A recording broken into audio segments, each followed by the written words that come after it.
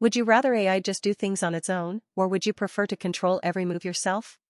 Most people are used to the second one. That's how tools like ChatGPT work. The first one is called Agentic AI, and if you're not technical, don't worry, this video will help you understand what that means and how it applies to you.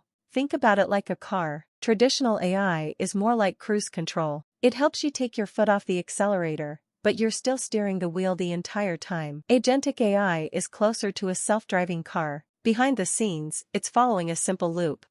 You give it a goal, like entering an address into the car. You're saying where you want to go, not how to get there. If something changes, like there's traffic, an obstacle, or a failure, it adjusts and keeps moving. And that loop repeats until the goal is reached. Microsoft Copilot can read through emails, summarize long threads, schedule meetings, draft responses, and even update documents for you, all inside apps like Outlook, Teams, Word, or Excel. And if you use Google products, Google Gemini does something similar. It can turn emails into to-do lists, suggest replies, create documents from notes, analyze spreadsheets, or plan things like trips and schedules. What these tools all have in common is they're doing parts of the work you used to do yourself. And to do that, you had to give them access and permission.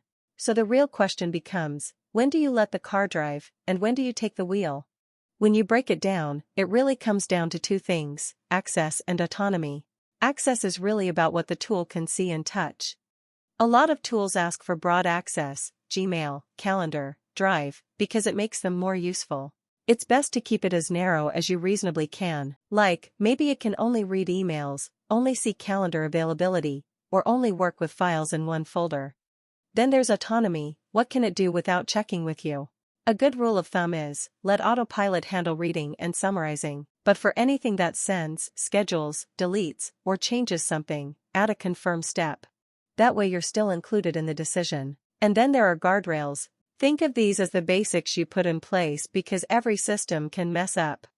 That might mean turning off training on your data, putting a cap on how much it can do at once, or just splitting things up so one tool doesn't know your entire digital life. So it really comes back to that question: when do you let it drive, and when do you take the wheel?